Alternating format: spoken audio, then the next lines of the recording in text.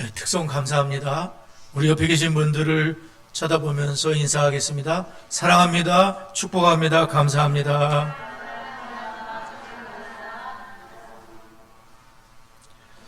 네, 민수기 6장의 말씀으로 자녀들을 축복하도록 하겠습니다. 시작. 여호와는 다니와 성은이에게 복을 주시고 다니와 성은이를 지키시기를 원하며 여호와는 그 얼굴을 다니와 성은이에게 비추사 은혜 베푸시기를 원하며 여호와는 그 얼굴을 다니와 성은이를 향하여 드사 평강 주시기를 원하노라. 그들은 이같이 내 이름으로 이스라엘 자손을 축복할지니 내가 그들에게 복을 주리라. 아멘. 이번 달부터는 D6 대물림 7호를 우리가 배우게 되었습니다. 3월 달에는 2주간 여호수아 말씀으로 믿음, 용기 있는 믿음에 대해서 2주를 배우고 고난주간 부활주일에 맞춰서는 마태복음을 통해서 왕이신 예수님에 대해서 배운 다음에 2주간에 걸쳐 여호수아의 나머지 부분과 특별 주제에는 성 정체성에 대한 특별 주제를 배우면서 대물림 7호를 마치게 될 것 같습니다. 오늘은 특별히 라합에 대해서 여러분이 많이 들어보셨을 텐데 여리고성의 기생 라합에 대한 믿음을 우리가 함께 살펴보면서 하나님의 큰 은혜와 또 축복의 가정을 함께 우리가 살펴보도록 하겠습니다. 첫 번째로는 믿음이라는 것은 영웅적인 행동을 하게 된다는 겁니다. 믿음은 행동을 하게 된다는 거죠. 6절과 7절 한 번 더 읽어보도록 하겠습니다. 6절과 7절 시작.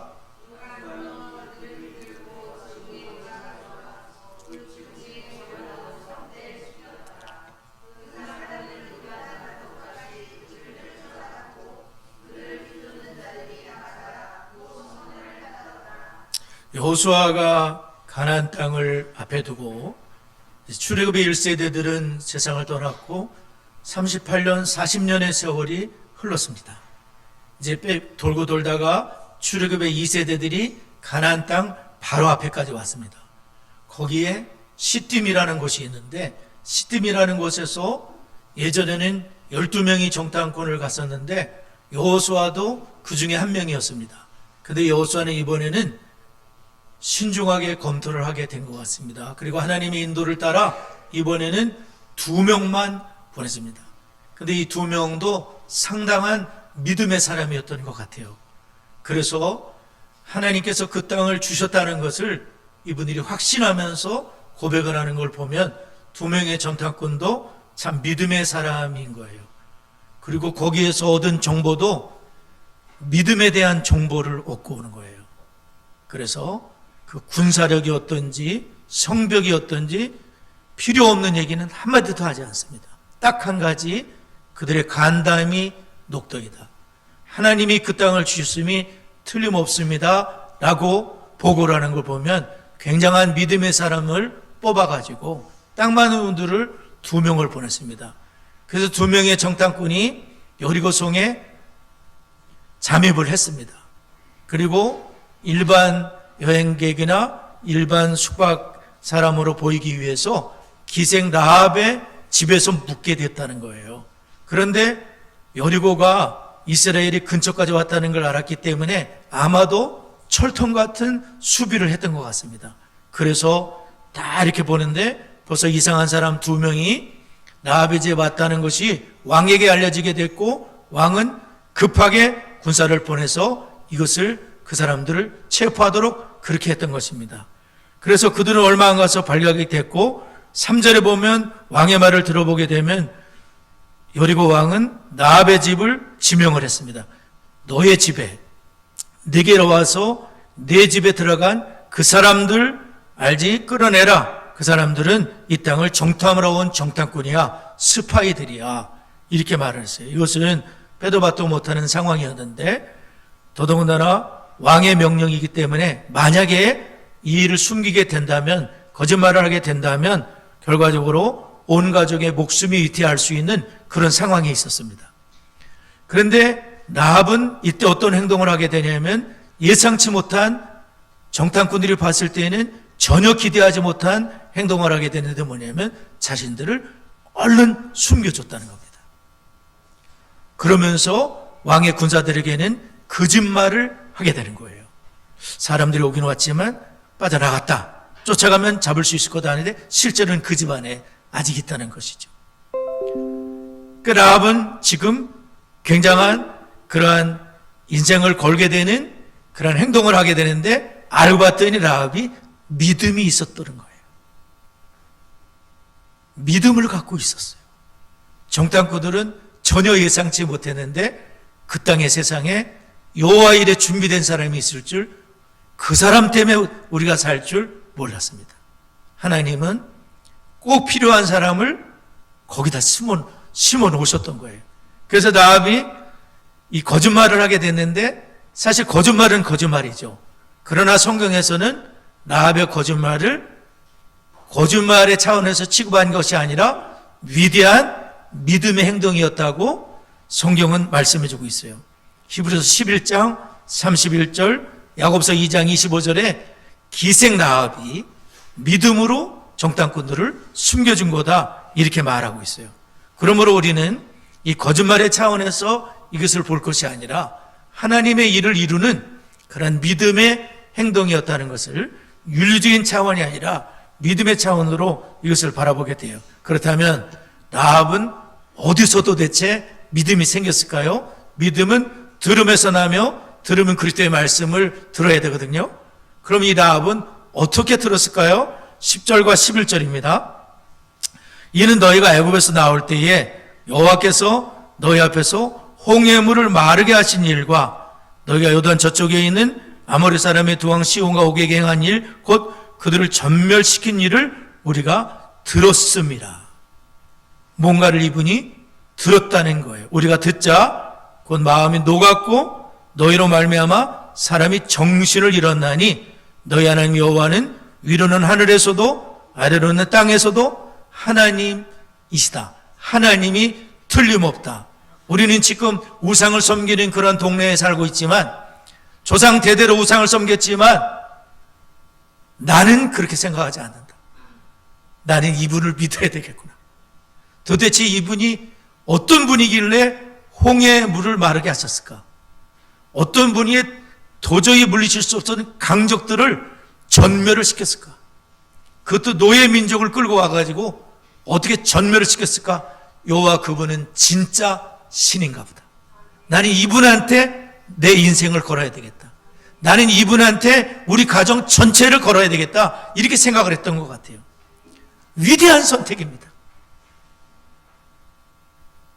많은 지식이 있지 않더라도 이 두 사건을 통해서 한 사건은 40년 전 사건이에요. 한 사건은 최근에 일어난 사건이에요. 여기에다가 믿음을 갖게 된 거예요.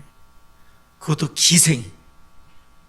기생이라는 죄인이 믿음을 갖게 된 거예요. 믿음으로 의롭게 되는 거예요. 죄인이. 철저한 죄인이죠. 기생, 더더군다나 손가락질 받는 죄인이죠. 가문이 바뀌어지는 거예요. 메시아의 가문에 쑥 들어가게 돼. 다윗 왕의 조상이 돼. 엄청난 일이 벌어지게 되는 거예요. 예수를 믿는 것은 엄청난 축복이에요. 예수님이 가문을 바꿔주시는 거예요. 엄청난 가문으로 바뀌게 되는 거죠. 라합은 들려오는 소문으로 누군가가 전해진 것도 아닌데 소문을 듣고 이렇게 살아계신 하나님을 믿게 되는 그러한 일이 있었어요. 또한 하나님께서는 참 은혜의 하나님이신 것이 이스라엘의 군대를 지금 잠깐 멈춰두시고 라합의 가정을 구원하시기 위해서 하나님이 두 정탐꾼을 보내신 것도 맞는 거예요. 왜냐하면 약속을 했거든요. 당신들의 가정을 살려주겠다. 이렇게 해라. 라합의 가정을 하나님은 전부 다 여리고의 모든 사람이 죽는 상황에서도 하나님은 이 가정을 살려주시기로 작정하신 거예요. 은혜로 라합에게 믿음을 주신 거예요. 라합이 뭐가 잘나서 믿음을 갖겠어요. 그 많은 여리고 사람이 다 똑같은 걸 들었어요. 근데 어떤 사람은 반응하더라 이거예요. 왜 반응할까요? 하나님이 은혜를 주시기 때문에 반응하는 거예요. 어떤 사람은 이 은혜를 받게 되는 거예요. 하나님의 은혜로 이 쓸데없는 자 왜 구속해 주니 나는 몰라. 주님이 나를 선택하셨다는 거예요. 그것을 언약의 백성이라 그래요. 한번 따라해 보시죠. 하나님이 나를 선택하셨구나. 언약을 맺으셨다는 거예요. 가정의 그 사람에게. 하나님의 섭리는 뭐냐면, 섭리는 나는 미래를 모르는데 하나님은 아시고 미리 준비해 가시는 걸 섭리라 그래요. 그러니까 정탐꾼에게 하나님이 미리 라합이라는 도울자를 준비하셔가지고 거기서 무사히 빠져나올 수 있도록, 그리고 라합의 입을 통해서 간담이 녹도이다. 아이고 됐구나. 우리는 이 사람들 때문에 되게 두려워했는데 알고 봤더니 아무것도 아니구만. 하나님 함께 하시면 여기 점령할 수 있겠어. 철통같이 걸어 잠갔지만 하나님이 하실 수 있겠어. 믿음을 갖게 되는 거예요. 라합은 믿음도 주고 살려주기도 하고, 위대한 행동, 믿음은 위대한 행동을 낳게 된다. 이것을 우리가 알 수 있어요. 두 번째로는 라합은 믿음으로 자신과 가족의 구원을 요청을 하게 되는 거죠. 12절과 13절 함께 읽도록 하겠습니다. 12절 13절 시작.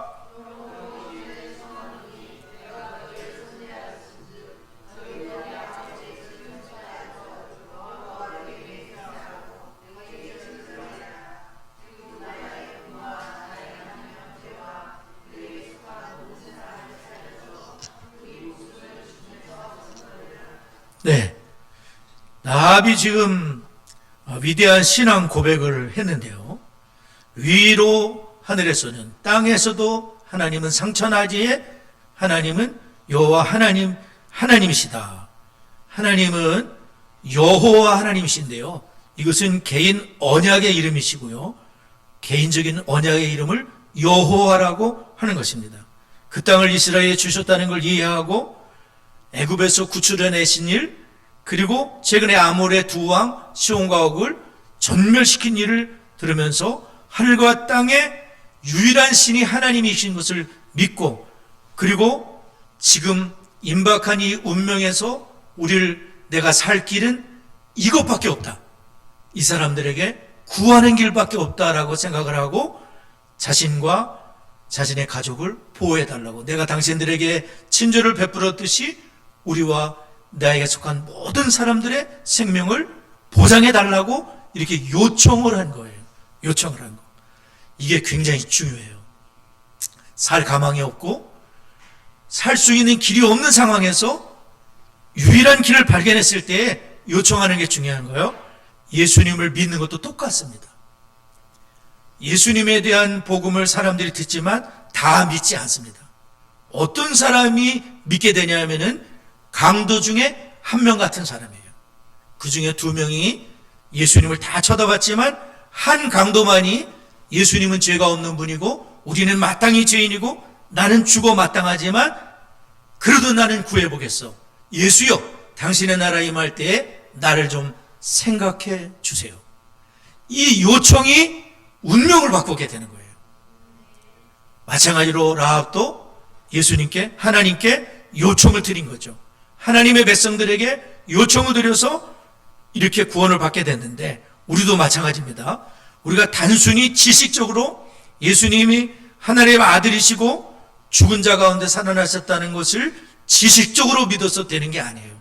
무엇이냐면 나는 정말 죄인이고 예수님의 십자가 외에는 구원받을 길이 전혀 없다는 것을 인정하고, 예수여, 나는 죄인이며 나를 구원해 주시옵소서라고 할 때에 예수님이 그 사람의 손을 덥석 잡아서 구원해 주신다는 사실을 기억해야 돼요.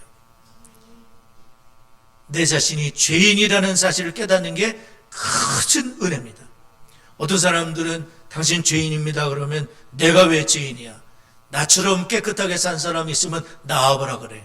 나처럼 해치지 않고 살아온 사람이 있으면 나와보라 그래. 나는 저 인간보다는 깨끗하지 않아? 이렇게 생각하거든요.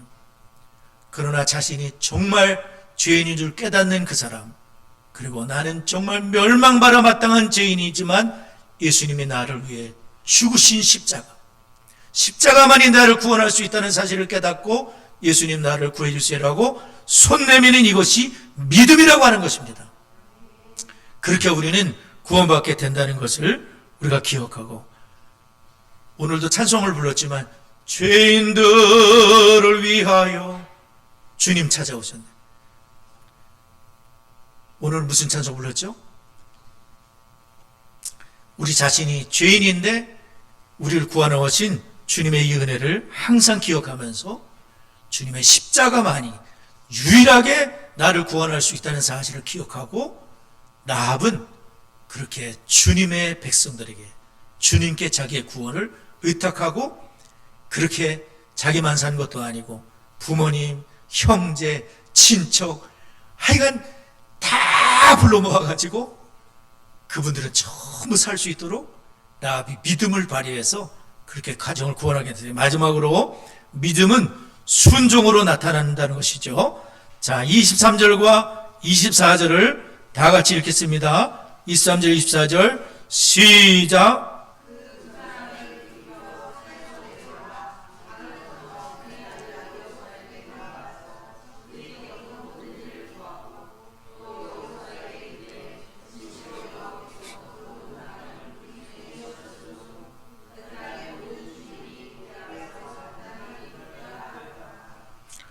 라합이 이제 정탐꾼들에게 참 지혜로운 조언을 해요. 만약에 지금 여러분이 도망가면 거기가 이제 여리고라는 성이 있고 그 앞쪽으로 평야 같은 게 쫙 펼쳐져 있는 거예요. 높은 곳에서 이렇게 보면 다 보여요.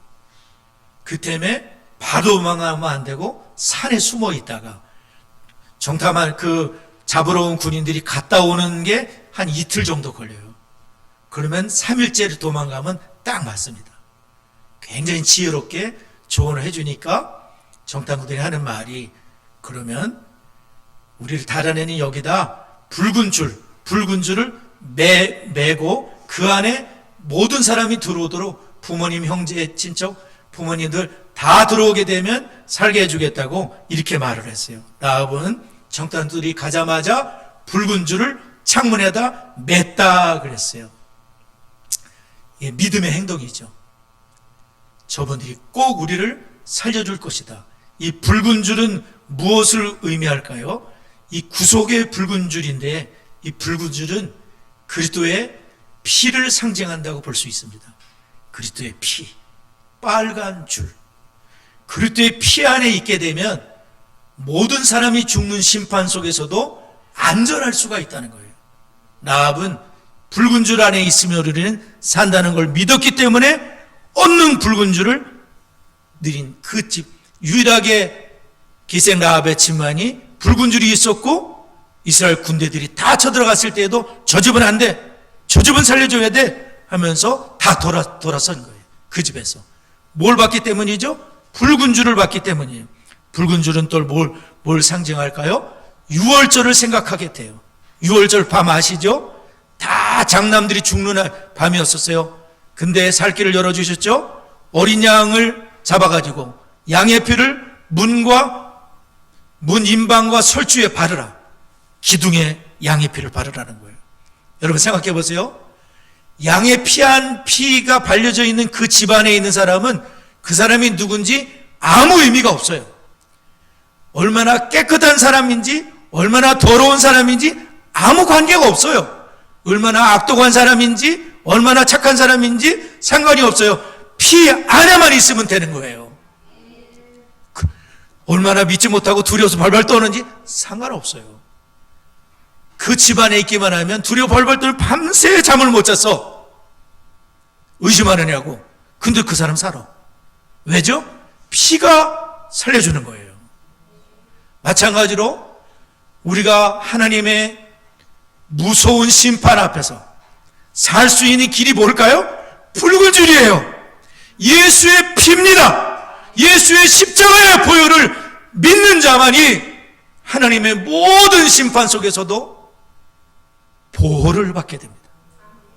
하나님의 의를 힘입게 되고 하나님 앞에 당당히 설 수 있는 그 불꽃 같으신 분 앞에 우리 같은 죄인이 설 수 있는 길은 예수의 피로 흰 눈과 같이 양털과 같이 깨끗하게 씻었기 때문에 하나님 앞에 설 수 있는 은혜를 주시는 거예요. 여러분, 예수님의 보혈이 이렇게 큰 축복이고 붉은 줄 아무것도 아니잖아요. 근데 그 붉은 줄이 예수님의 보혈을 가리키기 때문에 라합과 그의 가정은 살게 된 줄을 믿습니다. 라합은 순종한 것이죠. 그렇게 하여 그의 가정이 살게 되고, 우리가 룻기 성경을 보게 되면 라합의 멋진 아들 한 명이 나와요. 기생 라합인데 살몬이라는 사람이 하고 결혼을 하게 되는데, 이 살몬과 결혼을 해가지고 라합이 기생으로 산 것이 아닌 것 같습니다. 사람은 어울리는 사람이 중요하거든요. 이전에는 라합이 여리고에 타락한 사람들과 어울렸어요. 그러나 지금은 그렇지 않아요. 하나님의 거룩한 백성들 여호수아와 친하게 지냈을 거 아니에요. 그러면서 그 여호수아의 라이프 스타일을 배우게 되는 거예요. 삶의 습관을 배우게 되는 거예요. 아, 저렇게 하나님을 섬기는가 보다. 이스라엘아 들으라. 아침에 쉐마를 암송하고 저녁에 쉐마를 암송해. 우리 집도 그렇게 해볼까? 라합이 그렇게 했을 거예요. 그리고 보아스를 훌륭하게 키워내요. 보아스 멋진 사람이죠. 보아스 인품을 보세요. 그 회사로 말하면 사장님이 굉장히 직원들을 아끼는 사장님이에요. 그리고 가난한 사람을 불쌍히 여겨. 룻 이리 와보라고. 같이 좀 먹자고. 자기 음식을 나눠줘요. 쌀을 나눠줘요. 멋진 아들을 만들어놨어요. 룻과 결혼을 하게 되잖아요. 기업 물을 자가 되잖아요. 거기서 오벳이 탄생하죠. 오벳이 이새를 낳고 이새가 다윗왕을 낳게 되잖아요. 다윗왕의 할아버지를 보아스가 낳게 되는 거예요. 그 다윗왕을 통해서 예수님이 출생하게 되는 거죠. 결국 그 족보가 가문이 예수님의 가문이 되게 되는 거예요. 과거에는 기생의 정말 어떤 사람은 라합이 이렇게 훌륭한 일을 했기 때문에 기생이 아니라고 보기도 하거든요. 그냥 여관 주인이다. 뭐 기생 중에도 괜찮았을 것이다. 근데 신약 성경을 보게 되면 기생 라합이라고 분명히 얘기하는 거 보면 이분이 기생이 맞아요. 하나님은 죄인을 구원하시는 거예요. 죄인을 구원하시려고 예수님이 오셨어요. 우리가 죄인이에요. 우리가 기생 라합과 같은 죄인이에요.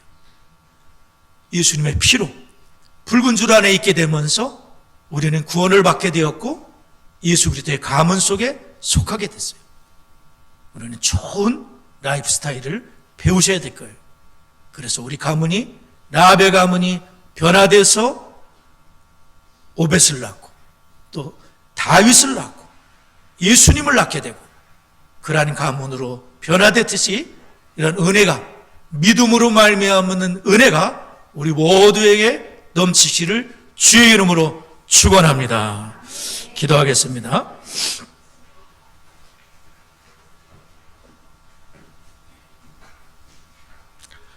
우리 말씀을 기억하면서 찬송합니다.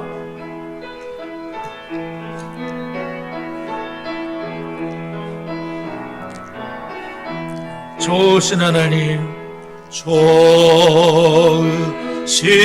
하나님, 좋으신 하나님, 참 좋으신 나의 하나님, 우리의 기도를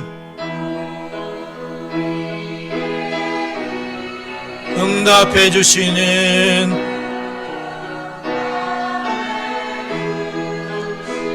참 좋으신 나의 하나님,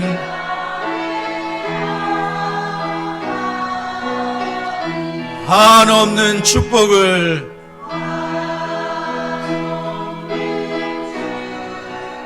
우리에게 주시는 참 좋으신 참 좋으신 나의 하나님. 오늘 기생이 맞습니다. 참 죄악된 과거였습니다. 그러나 예수님의 피 안에 들어와서 그분이 구원을 받고 가족이 구원을 받고 위대한 가문을 이뤘습니다. 믿음으로 이렇게 된 라합의 믿음과 순종을 보았는데요, 우리도 믿음으로 결단하시고 순종으로 나아가시는 그러한 가문을 이룰 수 있도록 기도하시기 바랍니다. D6를 통하여 부모된 내가 먼저 주님의 제자로 세워지게 되고 가정에서 내 자녀를 부모의 첫자로로 삼는 순교의 신앙으로 신앙 전수가 이루어지도록 다 같이 합심하여 기도합니다. 하나님 아버지 감사합니다. 예수님께서 의인을 부르러 온 것이 아니요 죄인을 부르러 오셨고 죄인을 위하여 십자가에 피 흘려 죽으시고 죄인을 의롭게 하셨나이다. 하나님, 기생 라합이 살아계신 하나님을 믿고 그 믿음 가운데 인생을 던지고 하나님 아버지 순종하였습니다. 하나님, 저희들도 믿음과 순종으로 복 있는 가문을 이루어가는 저희가 되도록 하나님 은혜를 도와여 주옵소서. 이 일을 위하여 부모된 저희가 먼저 주님의 제자로 세워지게 하여 주시고 나의 사랑하는 자녀를 부모의 첫째로 삼게 되는 순교의 신앙으로 신앙 전수가 되도록 하나님이 역사해 주시고 아버지 하나님 인도하여 주옵소서. 역사하여 주옵소서. D6 커리큘럼에 우리 성도님들 다 참여하시고요, 우리 어린 자녀들이 커리큘럼을 동참하게 되면 6년 18살 때쯤 되면은 성경교 세계관으로 멋지게 세워질 수 있습니다. 우리 부모님이 먼저 모범을 보이시고 신앙을 대물림하는 명문 가문, 라합의 가문처럼 명문 가문으로 바뀌어질 수 있습니다. 이를 위해 기도하시고 담임 목사와 성도님들 영육간에 강건케 하시고 우리 자녀들이 믿음과 순종의 세대가 될 수 있도록 다 같이 합심하여 기도합니다. 하나님 아버지 감사합니다. 디시스 커리큘럼을 통하여 우리 성도님들이 열심히 참여하게 하시고 부모님들이 모범을 보이게 하시고 우리 사랑하는 자녀들이 말씀으로 성경의 세계관으로 굳건히 세워지게 하여 주옵소서. 하나님, 목회자와 성도님들 영육간에 강건케 하여 주시옵시고 우리 자녀 세대가 믿음과 순종의 세대로 세워지도록 하나님 이끌어 주시고 인도하여 주옵소서. 역사하여 주옵소서. 예수님의 이름으로 기도드리옵나이다. 아멘.